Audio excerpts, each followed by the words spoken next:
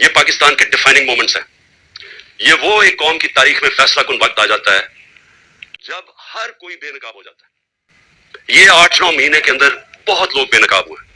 वो लोग जो सहाफत में थे, जो इदारों में बैठे हुए थे, सियासतदान, सब बेनकाब हो गए। पाकिस्तान में पूछ लें, बल्कि बाहर भी जो मजमून लिखे जा रहे हैं पाकिस्तान पे, फाइनेंशियल टाइम्स में अभी पाकिस्तान के ऊपर मजमून आया है, सारे अब एक बड़ा खौफनाक और खतरनाक पाकिस्तान की एक पिक्चर बता रहे हैं कि हम जा किधर रहे हैं।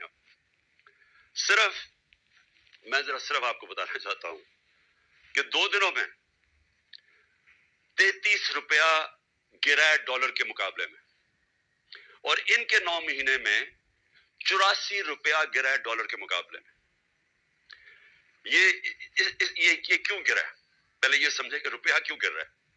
रुपया इसलिए गिरा है कि हमारी तारीख में सबसे खतरनाक स्टेज पे हमारे फॉरेन करेंसी रिजर्व्स पहुंच गए हैं।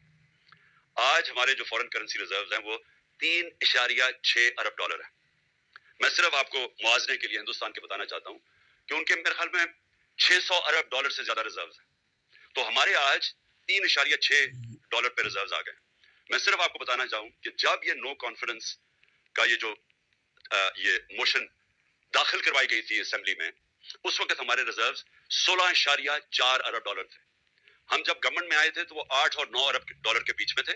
हमने उनको उधर से उठा के तो 16.4 अरब डॉलर पे हमारे रिजर्व्स थे जब नो कॉन्फिडेंस दायर हुआ इस साजिश के तहत। तो जब उधर से 16.4 से आज पहुंच गए 3.6 पे, इससे क्या हुआ? रुपए पे प्रेशर पड़ना शुरू हो गया और रुपया गिरना शुरू हो गया। तो ये मैं आज आपको बताऊं कि हमारे दौर में ये बार बार कहते थे तबाही कर दी हमने, महंगाई की तबाही कर दी, उसके महंगाई के ऊपर मैं बाद में आता हूं, लेकिन रुपया गिर रहा है।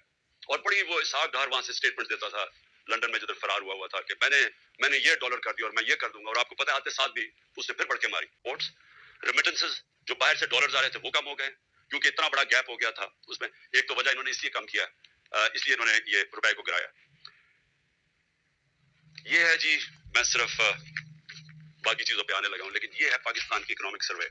ये हर साल गवर्नमेंट जो माइशत के ऊपर एक डॉक्यूमेंट बनाती है, मई के अंदर ये डॉक्यूमेंट पब्लिश हुई है, यानी कि इस हुकूमत ने ये डॉक्यूमेंट बनाई है, इकोनॉमिक सर्वे।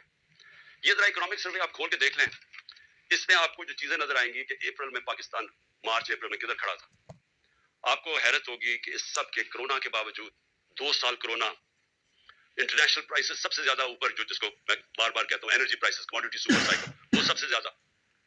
उसके बावजूद इस रिपोर्ट में पाकिस्तान की चौथे साल में 6% ग्रोथ रेट हुई, 6% पाकिस्तान की इकोनॉमी बढ़ी। आज ये जो मैं आपको बता रहा हूं, ये 0 से भी नीचे चली जाएगी, ये मनफी में चली जाएगी ग्रोथ रेट। अभी जिस तरह इंडस्ट्री बंद हो रही है, जिस तरह किसान मुतासर हो रहा है, जिस तरह हमारी सर्विसेज इंपैक्ट हो रही है, सारी बिजनेस स्लो डाउन है, तो ये तो अब बिल्कुल नीचे चली जाएगी। इसका क्या इंपैक्ट पड़ेगा? रोजगार के ऊपर। हमारी एक नौजवान आबादी है, मुझे बड़ा फख्र था कि हमारे दौर में 18 लाख नौकरियां हम हर साल मजीद बढ़ाते थे, और हमने अपने 3 साल में 55 लाख नौकरियां बढ़ाई। मैं फिर से कहता हूं, कोरोना का दौर था, जब लॉकडाउन के दौर था, उसमें हमने 55 लाख नौकरियां बढ़ाई। अभी सिर्फ टेक्सटाइल वालों से पूछ लो, बाकी चीजें छोड़े, सिर्फ टेक्सटाइल इंडस्ट्री से पूछ लो कि उनको कितना नुकसान हुआ है, उनकी कितनी ज्यादा बेरोजगार हुए हैं। सरकार जो मुल्क से पैसा बाहर भिजवा देता है, नैब की कोई अब ताकत नहीं रहेगी उसको पकड़ने के लिए, सिर्फ छोटे चोरा पकड़े जाएंगे। हमारी अदलिया, हमारा इंसाफ का निजाम, उसके ऊपर जितना प्रेशर डाला हुआ है, और सिर्फ प्रेशर किस लिए डाला हुआ है कि रूल ऑफ लॉ के लिए नहीं, रूल ऑफ लॉ ना आए उसके लिए प्रेशर डाला हुआ है। और हमारे सामने अभी ये जो केयर टेकर गवर्नमेंट बनी है, मैं इसके ऊपर आना चाहता हूं कि पहले तो कौम को समझ आनी चाहिए कि केयर टेकर गवर्नमेंट का मतलब ही होता है न्यूट्रल अंपायर। ये लेके केयर टेकर गवर्नमेंट इसलिए आए थे कि किसी को ये खौफ था कि जी जो सिटिंग पार्टी इलेक्शन करवाएगी वो साफ और शफाफ इलेक्शन नहीं करवाएगी, और इसलिए केयर टेकर गवर्नमेंट का आइडिया आया। लेकिन मेरा पॉइंट ये है कि क्या ये जो शर्मनाक हो रहा है केयर टेकर गवर्नमेंट के नाम पे, ये कभी पाकिस्तान की तारीख में पहले हुआ है? कभी ऐसा हुआ है कि केयर टेकर गवर्नमेंट हमारे बदतरीन मुखालिफ को वहां बिठा दिया, यहां भी और पख्तूनख्वा के अंदर भी।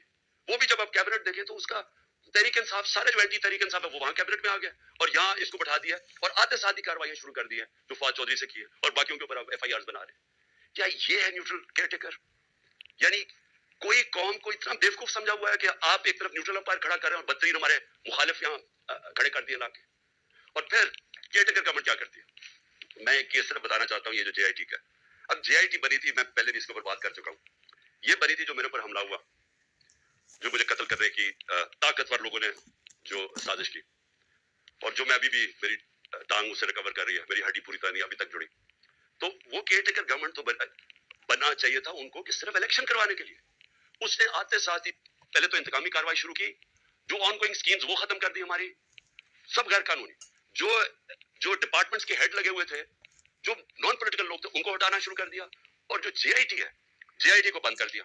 اب پروونشل JIT کے فائنڈنگز کی ہوئی تھی کہ ایک نہیں تھا, 3 شوٹر تھے, 2 جو DPO گجرات تھا اور جو CTD کا SSP تھا, ان دونوں نے پروونس کی JIT کی پروونس کی پولیس نے منع کر دیا کہ جی ہم اپنے فون بھی نہیں دکھاتے جن سے انہوں نے تصویریں لی تھی, اس کا ویڈیو بنائی تھی, جو شوٹر تھا ندیم. اور جب انہوں نے یہ ثابت کر دیا 3 شوٹر ہیں, تو وہ ساری جو پورا بنایا ہوا تھا طاقتور لوگوں نے بیانیہ, وہ ختم ہو گیا. تو یہ ضروری تھا کہ طاقتور لوگ سب سے پہلے